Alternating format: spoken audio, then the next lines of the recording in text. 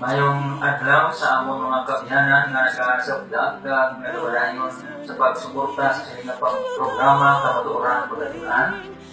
Kung sa ano man natak nga kapikon nga inyo manantaw inyong presentation o kanilang programa, pinasalamatan din namon ang inyong pagpupod pagsabdag sa sining programa kamatuoran pagatunan. Sa sining iyon, magatuon naman kita sa tulong sa Diyos, kasaliin makahatag sa aton sa lugar na ibalo, pagigugma sa aton nga Ginoong Jesucristo.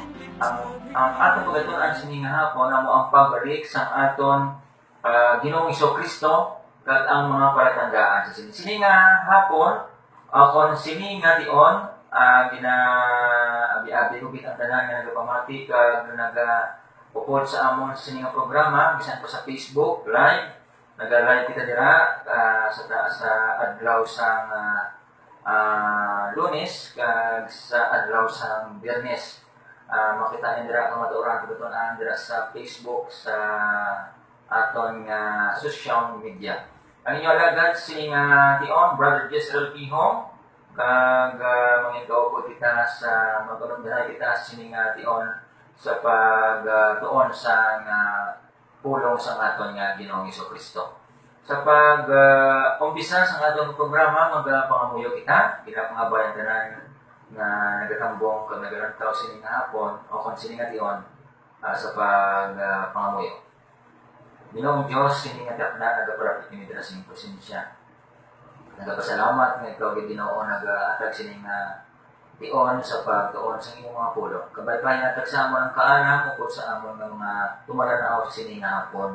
Kabay atagi sa mayong paglawas, marayo sa katiragman ng mga disgrasya sa kabuhi. Kabay ka magpakamayo sa tagsa-tagsa sa amon sa ngalan ni Ginoong Hesus. Amen. Sa liwat kita nagapanamyaw sa maayogin na adlaw sa aton ng mga kabyanan na nagpadayon sa pag-upod sining aton ng programa. Kamatuoran pagatunan kag ang aton topiko sini nga tion mga kabyanan amo ini ang pagbalik sa aton Ginoong Hesus kag ang mga palatandaan sini. Miali diri pamangkot nga aton pangitaan sa sabat diri sa Banal nga Kasulatan. Ano ang promisa ang ginhatag ni Ginoong Hesus na lumod sa iya ikaduwa nga pagkari? Ano ang iyang promisa? Ina makita sa sinulatan sa 1:14, Kapitulo 14, versikulo 1. Atong basahon, hindi kamo magsagi palibog, magsalig kamo sa Dios, kag magsalig man kamo sa akon. Sa versikulo 2, dito sa balay sang akon amay, may madamo nga mansyon. Magauna ako dito kag magapreparar sa lugar para sa inyo. Hindi ako magsiling sini sa inyo kung ini hindi matuod. Sa verse 3, kung dito na ako kag makapreparar na sa lugar para sa inyo, magabalik ako, agod kuwaon ko kamo, agod nga kundiin ako, dito makamo. So, ang pamangkot, ano ba lang promisa ginhatag ni Ginoong Hesus sa ari sa diri sa duta sa iya ikaduwa nga pagkarit. So, amo ini mga kabyanan kag mga pinarangga namon ng mga tumalanaw sa sini nga tion. Ginhatag sa aton nga mensahe sa aton nga Ginoo. Nga sa diin, hindi kita magpalibog. Hindi kita malisang. Kay magsalig lang kita sa Dios, kung magsalig lang kita kay Ginoong Hesus. Kay magabalik siya sa sini nga duog, no? Sa diin, kwaon niya diri ang mga maayo, ang mga matarong ng mga tao, kag amo ina ang iya nga salbaron o kung pagaluwason, kag amo ina ang iya pagaluwason, kag pagkakwaon niya, kag dalon niya dito sa langit, kag sa diin, kung diin siya, dito man, kondiin ang mga tao nga iyan luwas, dito man ang Ginoo, kondiin ang Ginoo, dito man ang iyang mga niluwas. Kag, ano pa gid? Masunod sa atong pagtuon, may pamatuod pagit ba na? Sa sununatan sa Isaiah chapter 35 Magakalipay ang disyerto nga daw sa tao, magapamuskat ang mga bulak sa kamingawan, magakanta kag magahugyaw sa kalipay ang kamingawan nga daw sa tao, kag magapamuskat sing madamo ang mga bulak sini, mangin matahom ini pariho sa ratagon kag Camel, kon Carmel kag Sharon. Makita dira ang gahom kag ang pagkahalang doon sa Ginoo nga aton Dios. Sa verse 3, gani pabaskugan ninyo ang mga nagakaluya. Ang bali, ang mga ginahadlukan nga magpakabakod, kamo kag hindi magkahadlok. Nagaabot ang inyo Dios sa pagtimaros sa inyong mga kaaway kag luwason. Kung gipamatud-an man ini mga kabyanan ni Propeta Isaias. Ipadayon kita diri mga kabyanan sa pagtuon sa aton nga ginatun-an sini nga tion. Ano pagit ang mahambal diri kung ano pagit ang mga panaysayon diri ni Isaiah.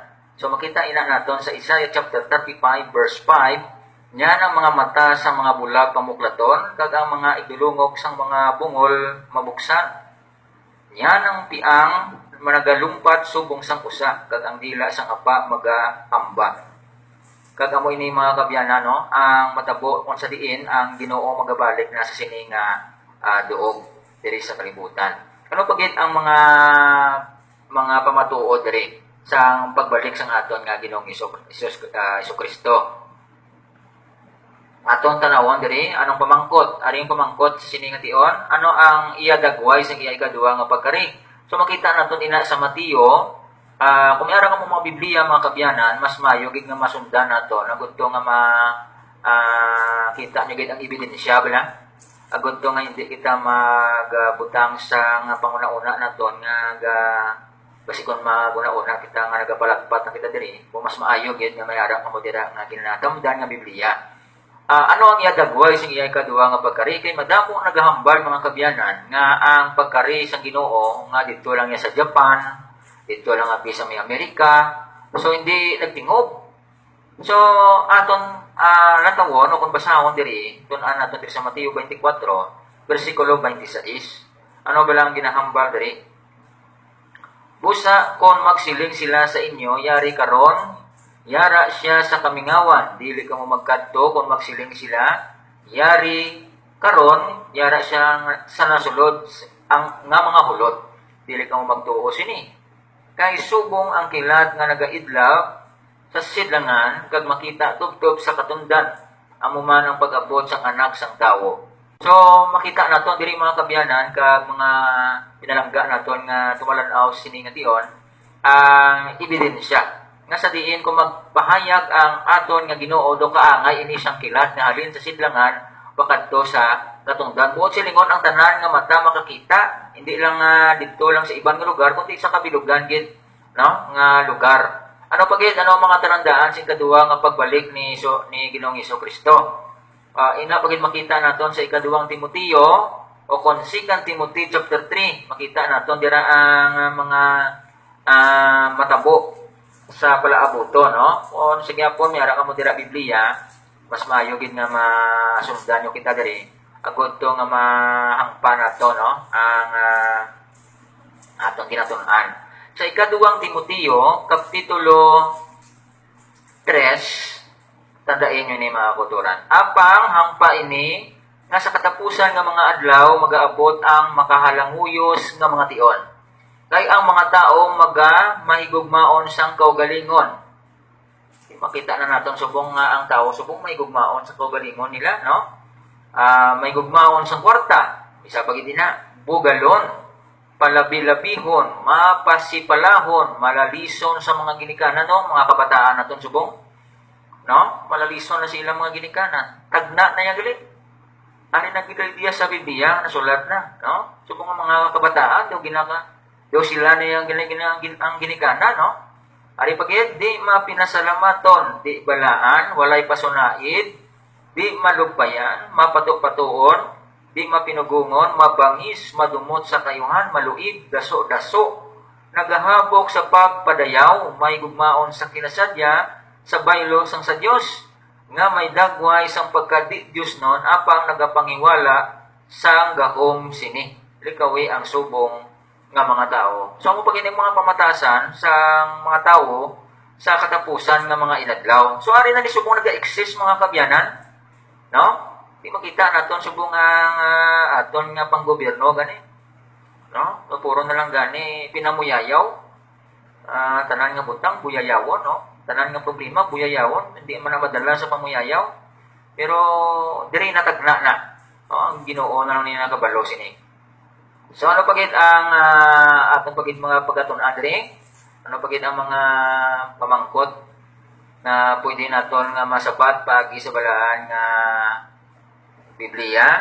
Sa 24:6 makita naton dira sa Mateo chapter 24 verse 6, makabati kamo sing mga inaway kag mga kinukuno sa mga inaway talupangdan ninyo nga hindi kamo magkalalisang kay ini kinahanglan nga mahanabo apang hindi pa ang katapusan. Sa verse 7, kay ang pungsod magatindog batok sa pungsod kag ang ginarian batok sa ginarian kag may mga tigulutom kag mga linok sa nagalain-lain nga mga duog. Tanan ini pamuno lamang sa mga kasakit. Ito makita nato mga kabyanan ang ining mga palatandaan sa pag-abot ni Ginoong Hesus. Ari pagid. Sa verse 9 sa chapter 24 sa Mateo, nagambal diri, niya itugyan kamo nila sa mga kangit-ngitan, kag pamatyon kamo, kag dumtan kamo sa tanan nga kapungsuran bangod sa akon ngalan. Kag niyan masandal ang madamo, kag magatinugyanay sila, kag magaginumtanay ang isa sa isa.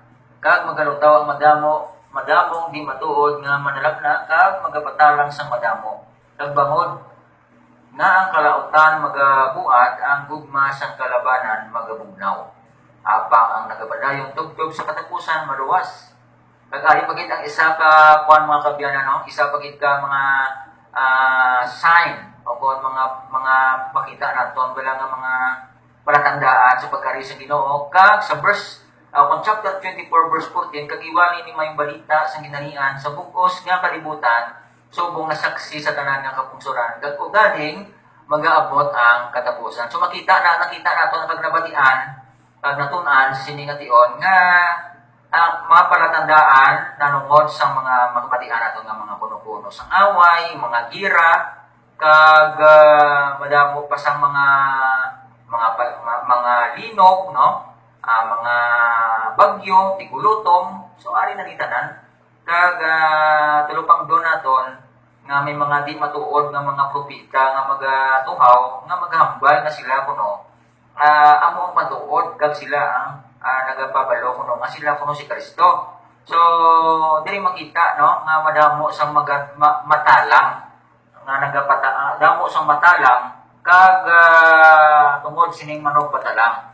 Pero ang nagapadayon sa pangalagad sa Ginoo amo lang gid ang maluwas. So isa pagid diri nga isa ka mga pamatuod pagid sang iyang ikaduha nga pagbalik amo ining pagwari sa mayong balita. So amo ini isa sa mga pamaagi mga kabyanan nga ginhimo naton ini tungod sang sining teksto nga makita nato sa Mateo 24:14 nga ginawali ni mayong balita agod nga damo makabalo ug damo malambutan sining kamatuoran. May katapusan nga pamangkot mga kabyanan, ano ang paandam ang ginahatag sa aton sa makita nato ini nga mga hitabo kag mga talandaan nga nagakalatuman. Ina makita sa Lucas 21 ang sabat, versikulo 31. Lucas 21, versikulo 31, subong man, kung makita ninyo nga nagakalatabo ining mga butang, makilala ninyo nga malapit na ang kinarian sa Diyos. So kung makita naton to ang mga nagabaha, mga ilinaway, mga tigulutom, kag mga pagpatalang, no, sa mga manugpatalang, ina nagapabalo lang gid nga ang Ginoo lapit na ilang magabot, no? So kung aton ini makita ang ini nga mga butang kag mabatsagan eksperyensyahan aton mga kabyanan, siguro doon tagay kag magatangala kita sa langit nga nagapabalo na gid ang Ginoo nga lapit na gid sa magbalik, no? So magatangala kita sa Ginoo kag magadayaw sa iyang rapit na nga pagbalik. So sa mga kabyanan naton nga naga upod sa sining nga programa kamatuoran pagatunan, salamat gid sa pag-upod ninyo. Kag gabay pa nga sa ikaduha naton nga bahin sa pagtuon, mangin kaupod pagit kamo namon. So hindi kamo malipad sa pag share sa sining nga programa kamatuoran pagatunan kag episode sa sining tion ang muling episode 7 sa aton nga sa pulong sang Ginoo mo ini siya ang pagkari sa aton ni Ginoong Hesus kag sang iyang mga palatandaan. So, salamat gid sa pag-upod sa nga programa kag upod diri sa technical side sa kay Sister Jean Kihong inyo lagad sining tion Brother Israel Kihong nga nagabiyabi gid sa inyo sa maniyong pag-tanaw sa sining nga programa. God bless us all kag magpakamuyo kita. May gugmaw naman ng Diyos, salamat din sa mensahe nga mga tunan sining tion. Kabay pang naglahatag ini sa amon sa kinaalam, labi na Ginoo sa mga tumalanaw namon sa sining programa. Kabay pa pakamayuwa ang ilang mga palangitan-an, pakamayuwa ang ilang mga mayong alawas, malayo sila sa mga katalagman kag sa mga balatian. Kabay pa silang kaalam sa paghangop sini kag ini amon ginapangambay ng babaton. Pasayloha kami sa masala namon na himo sa ngalan ni Jesus. Amen.